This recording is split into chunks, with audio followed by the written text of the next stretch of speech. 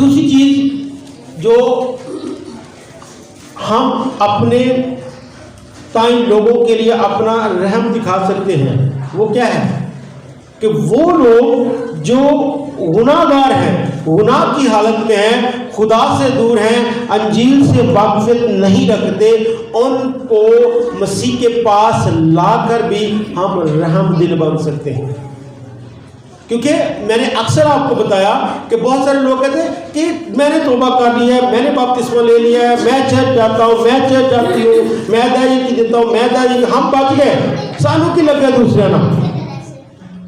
ہمارے پاس تو بات ہے نا کہ سانوں کی لگے۔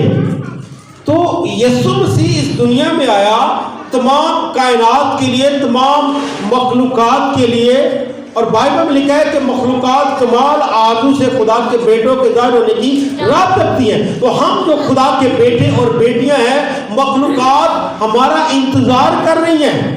تو یسوع مسیح جب آیا ہم یہ کہتے ہیں کہ سانوں کی لگے، لیکن یسوع مسیح کہتا ہے مینوں لگے، کیونکہ میں نے ان مخلوقات کے لیے، ان انسانوں کے لیے اپنی جان کا کفارہ دیا ہے۔ بائبل میں لکھا ہے کہ اس نے ذبح ہو کر ہر ایک قوم، اہل زبان، امت میں سے، ہر ایک قبیلے میں سے اپنے لیے لوگوں کو خرید لیا۔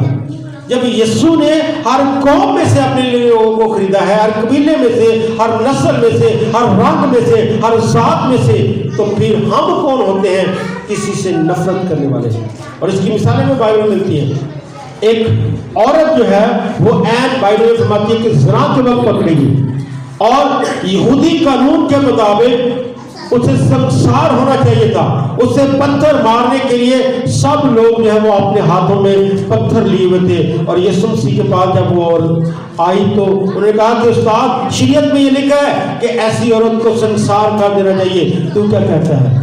تو یسوع مسیح نے کیا کہا کہ جس نے کبھی کوئی گناہ نہیں کیا وہ اس کو پہلا پتھر مارے۔ سارے لوگ واپس چلے گئے۔ تو عورت جو ہے وہ روتی ہوئی یسوع مسیح کے پاس بیٹھی۔ جب یسوع مسیح نے کہا، دیکھا کہ وہ عورت وہیں پہ ہے، تو اس نے کہا کہ تو ابھی تک یہاں پر بیٹھی ہے، کیا کسی نے تجھ پر کوئی الزام نہیں لگایا؟ کسی نے تجھے پتھر نہیں مارا؟ تو اس نے کہا نہیں۔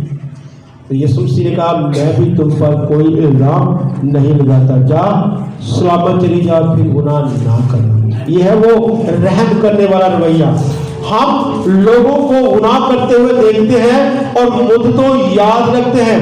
جب بھی کوئی لڑکا، کوئی لڑکی، کوئی بہن یا بھائی کسی گناہ میں گر جاتے ہیں تو ہم کوشش کرتے ہیں کہ اس کو گانٹ کی طرح باندھ کے اپنے پلو میں باندھ لیں، تاکہ جب بھی وقت آئے ہم اسے یاد کرائیں کہ تم نے فلاں وقت میں یہ گناہ کیا تھا۔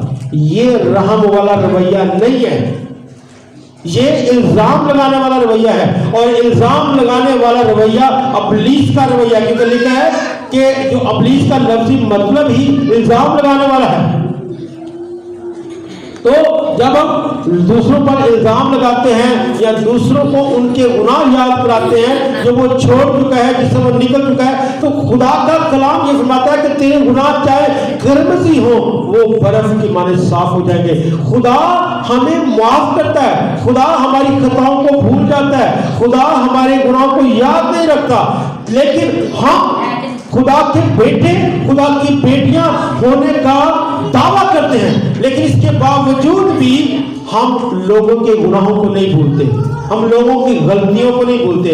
ہم یاد رکھتے ہیں کہ فلاں بھائی نے فلاں وقت میں یہ گناہ کیا تھا، آج وہ جو ہے دیکھیں جی پادری بن گیا، آج وہ جو ہے وہ راست باز بن گیا، آج وہ بھگت بن گیا، آج وہ جو ہے وہ بڑا ایماندار بن گیا۔ بھئی جو گناہ خدا نے معاف کر دیے، آپ کون ہوتے اس کو یاد رکھنے والے؟ تو پہلی چیز یاد رکھیں کہ اگر آپ رحم دل ہونا چاہتے ہیں، مبارک علی کا شکار ہونا چاہتے ہیں، تو آپ کو اس بات کو یاد رکھنا ہے کہ جو شخص بھی جس معاف کیا جا چکا ہے، آپ نے اس کو معاف کرنا ہے، اس کی غلطیوں کو یاد نہیں رکھنا اور نہ اپنی غلطیوں کو۔ یہ بھی ایک دوسری بات ہے کہ کچھ لوگ ہیں دوسروں کے گناہوں کو یاد رکھتے ہیں، یاد کراتے رہتے ہیں، کچھ اپنے گناہوں کو یاد رکھ کے روتے رہتے ہیں اور زندگی میں آگے نہیں بڑھتے۔ آپ نے خود کو بھی معاف کرنا ہے، آپ انسان ہیں اور ہو سکتا ہے کہ مسیح کو قبول کرنے سے پہلے یا شاید بعد میں بھی آپ سے کوئی گناہ سرزد ہو گیا ہو یا کیا ہو، تو یاد رکھیں بائبل نے کہا کہ اگر ہم اپنے گناہوں کا اقرار کریں تو وہ ہمیں ہماری ساری ناراستی سے پاک کرنے میں سچا اور عادل ہے۔ تو اپنے گناہوں کو یاد کر کے اس پہ روتے نہ رہیں، آنسو نہ بہاتے رہیں، بلکہ خدا کے تخت کے پاس آئیں تو وہ آپ کے سارے گناہوں کو معاف کر دے گا۔ آمین۔ اگر آپ رحم اپنے آپ پر بھی رحم کریں اور دوسروں پر بھی رحم کریں تاکہ ان کے گناہ جو ہیں وہ آپ یاد نہ کرائیں اور انہیں مسیح تک لانے کا وسیلہ بنیں۔ وہی بات جو میں نے آپ کو پہلے بتائی کہ اگر کسی سے شکایت ہے تو آپ نے ایک دوسرے کو معاف کرنا ہے، جس طرح یسوع مسیح نے ہمارے گناہ معاف کیے۔ آپ نے ایسے لوگوں کو معاف کرنا ہے جو آپ کو ناکام کرتے ہیں۔ کچھ لوگوں کی وجہ سے ہم ناکام ہو جاتے ہیں، ان دنوں نے کبھی میرا دل رہا میں فیل ہوا، میں دی وجہ پر۔ ایسے لوگ کو معاف کرنا ہے۔ اگر آپ کی زندگی میں کوئی ایسا شخص ہے جس کی وجہ سے آپ سمجھتے ہیں کہ آپ ناکام ہوئے تھے، تو اپنی زندگی میں اس کے لیے معافی کا جذبہ رکھیں۔ ایسے لوگ جو آپ سے عداوت رکھتے ہیں، دشمنی رکھتے ہیں، بہت سارے لوگ ہیں وہ کہتے ہیں کہ مطلب آپ ان کے لیے جتنا مرضی اچھا کرتے جائیں وہ پھر بھی اپنے دل میں آپ کے لیے رنجش ہے، نہیں ہے وہ جتنا مرضی تو رحم کر لے، ایک میرے دل ایک ساڑھا ٹھیک نہیں ہو سکتے۔